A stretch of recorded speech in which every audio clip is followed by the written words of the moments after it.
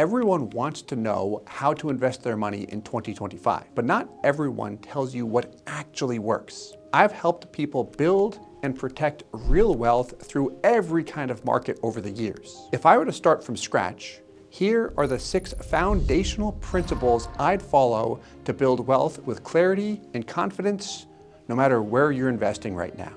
Let's break them down. Principle number 1, your personality should match your portfolio. Personally, I've never been a big stock market guy. I don't fully understand it. I prefer to invest in things that I enjoy, understand, and can control. A huge part of our business is creating educational content about whole life insurance, and specifically how the cash value works.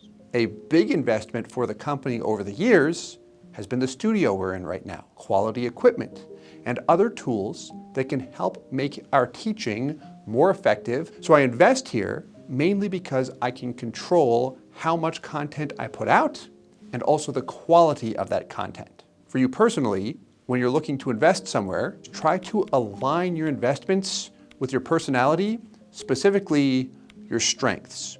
Here's what I mean. Look at different areas that you can put your money into. Maybe it's starting a business. Maybe it's putting it into a business you already own. Maybe it's real estate. Maybe it's investing in the market. What I would do, regardless of what you pick, is make sure you pick the one that is most interesting to you. And before you pick it, I would ask yourself this question: is this something I can stick to, or will I get bored, or will I want to run away or quit when things get tough? Because no matter what you pick, you are going to have hard years as time passes. But if you enjoy what you're doing, it makes it a lot easier to get through those difficult years. Principle number 2, I would leverage a whole life insurance policy as a tool to safely build wealth. Now, life insurance, it's one of the smartest places you can put your money. Here we've got whole life insurance. And the focus here, by the way, is the cash value. So let's go CV. When I worked at the executive benefits firm many years ago, I would see corporations put millions of dollars into cash value life insurance products. They would get a policy or multiple policies on their executives. The cash value would be used to later compensate those executives when they finally retired. The corporation also, though, had access to the cash value, and they could use that money like their own private bank. You see, the cash value was an asset on their balance sheet that they could access anytime they want without any penalties or even income tax, as long as we followed IRS rules. When I started my company, what I did was just show people exactly what corporations do, but based on the individual's finances. So if a corporation was putting $1 million per year away and an individual said, I want to put up to 10K per year away, I just designed the policy the same way, but subtract a couple zeros. That's it, and they'd have a high cash value policy. Here's how you can use this information to get a whole life insurance policy with as much cash value as possible. There's a couple steps here. Here's how I break it down. I would make sure that you're looking at one of the 4 major mutual companies: our Mass Mutual, Guardian, New York Life, and Northwestern Mutual. All of these companies are the largest mutual companies in the US. Why I like them the most, though, is when I look at whole life insurance policies that have lived the test of time, the results have been the strongest with those companies. The second thing I would do is make sure that the policy is prioritized for cash value. If you have a corporation taking a policy out for an executive, they might put in $100,000 per year for 5 or 10 years. Say it's 10 years, because that gets a total of $1 million into a policy.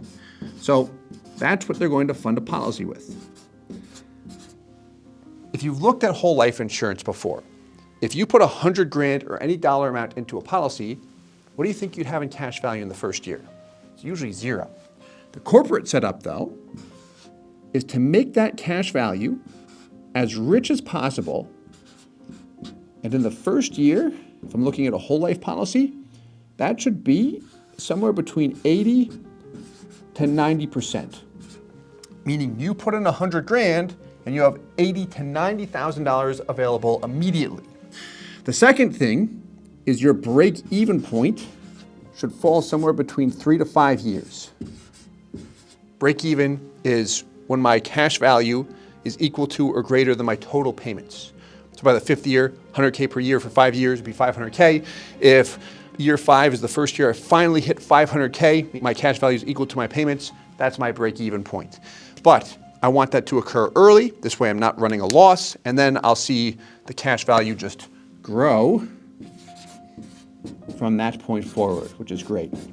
And then I could stop paying early, or I could keep on feeding it. It really depends how it was set up and what company I decided to go with. But that's for a corporation putting in $100,000 per year for one executive. You can do the same thing for an individual that they're putting in 5 or 10K per year, 50K per year. We've got people that do $1 million per year. It's all relative as long as the policy is set up correctly. So that is the most important thing to look for if you're looking at a whole life insurance policy.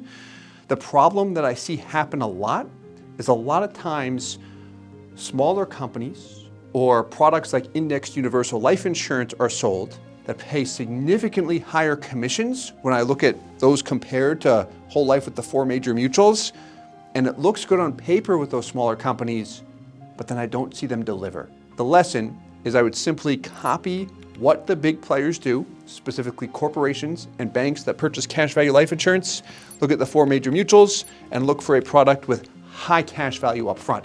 That is the key there. Principle number 3, investing money into a strategic cash buffer gives you power, patience, and peace of mind. Cash in bank. It's not going to build wealth, but if you're building wealth, I'd make sure I have cash in the bank. Before I invest anywhere, I do like to have cash on hand, usually somewhere between 3 and 12 months of expenses.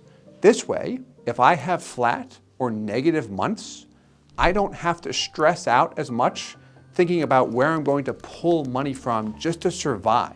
I remember when COVID hit back in 2020, a lot of people stopped spending money on marketing, particularly digital ad spend, but right before COVID hit, we had ramped up our marketing spend. I was a little nervous, but we did have cash reserves. So I figured, leave the marketing spend high for a while, see what happens. Things exploded. Our company revenue almost tripled that year alone. If we didn't have cash on hand, I would not have been able to make that decision. So here's what I would do when looking at your own personal cash buffer. If you have 3 months of your personal income sitting in the bank, will you be comfortable personally? If the answer is no, ask yourself, if I have 6 months of my income sitting in the bank, will I be comfortable? If the answer is still no, what about 12 months? People are going to tell you that you should have different amounts. Where I would start with what you're comfortable with, and then if you do want to try something different, do that after the fact. Otherwise, stress might get the best of you. Principle number 4, investing in real estate can build wealth, but only when you truly understand the game. Real estate, this has been popular for a long time and will likely continue to be popular for a long time.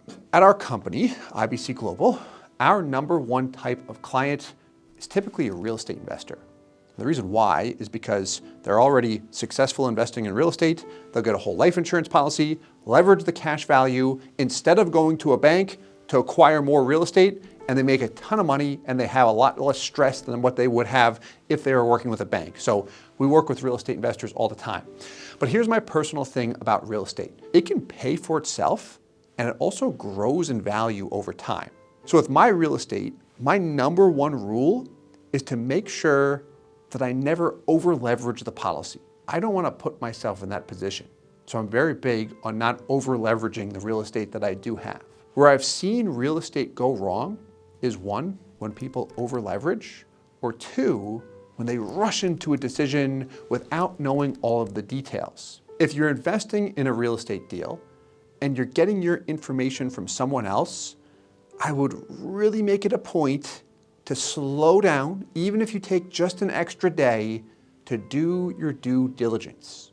The number of scams and Ponzi schemes that I have seen clients fall victim to has just been ridiculous over the past few years. Remember, one client came to me a couple of years ago and said, I'm not going to be able to fund my policy this year or for the foreseeable future because I lost more than $1 million with a real estate deal. I thought it was a great syndication, but it turned out to be a Ponzi scheme or a scam. So here's what I would do with real estate.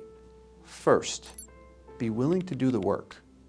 Meaning if you're going out and looking at properties, take time to really look at them. Study the area, study the taxes, how have they increased over time. Look at rents that other properties have in that same area that are similar to the property you're considering. And then be very, very honest about the risk you see with that property, short-term and long-term. And if you have a hard time doing that, pretend you're giving that advice to someone else. Second, I would get guidance, especially if you're new. What I would personally do is look for a mentor who can help me to avoid the mistakes that they made when they first started. And then third, here's the big one, stay patient. I wouldn't get into real estate expecting that I'm gonna have big money right away. If you set expectations that you're gonna be rich tomorrow and then realize there's gonna be a lot more time and work than I thought, you're probably gonna be disappointed and maybe even discouraged. Stay patient, stay the course. But the best investment you can make isn't real estate. Principle number 5, I would invest in myself. You, only you can prevent forest fires.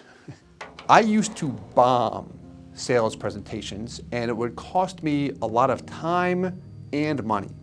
There was a time I flew out to Colorado to meet with a prospect. It was a company looking at policies for their owners.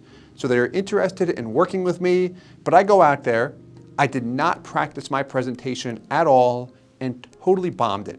Once I flew back, I get an email from the CEO saying, we've decided to go in a different direction. When I look at ultra successful people in business and even sports, they're spending money on self-improvement and developing their skill. Just like a star athlete, all of the greats, you always hear about them getting there early and staying late and practice, practice, practice. I think it's the exact same thing with business, sales, or even if you're an educator.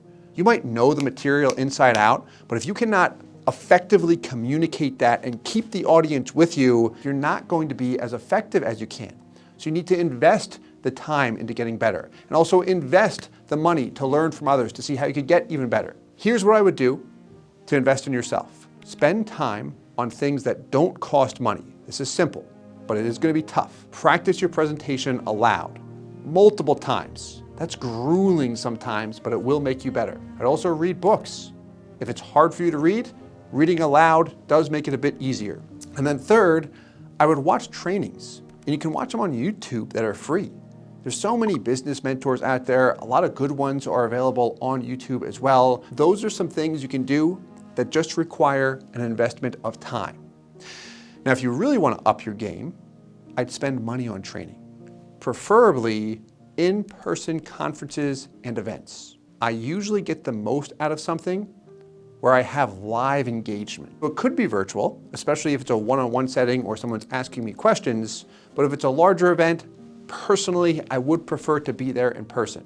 Because if I'm there, I just know I'm going to get more out of it, and I'm also going to get networking opportunities where I can speak with others. Principle number 6, the longer you stall on making decisions, the longer you'll stay stuck. Speed. I see a lot of business owners preach speed. It's so important. In 2018, I paid $5,000 for what was about a 25-minute phone call with an entrepreneur who was worth $300 million at the time. I paid him because I wanted advice on how I could grow my business. We were right around $500,000 annually in gross revenue at the time. At the end of the call, he said something like, for the next month, Steve, I want you and your wife to make decisions right away. Everything is going to be a yes or no. I spoke with Tara about that. It was hard because I always like to analyze any decision I was going to make. I'm analytical by nature, but we did it. Since then, we've got a saying at home, which is yes or no and go. I do the same thing with my business. I used to be so slow with any big money decision because I get nervous and I was worried about things not working out or looking like an idiot if it didn't work out and I lost money. People would be like, oh, you're dumb for doing that. If I make a mistake, it can usually be fixed. So I'd rather make the mistake early, learn from it, and then I'm not gonna make it again. Because the best business leaders that I know personally, they always move quickly, every single time. But when they make mistakes, typically they just say, yeah, I lost money, but I also learned from it, and I'm not gonna do it again. And then they just keep moving forward. Building wealth is going to require forward motion. We have to keep moving forward. What worked for me was trying to eliminate the word maybe anytime I gave an answer.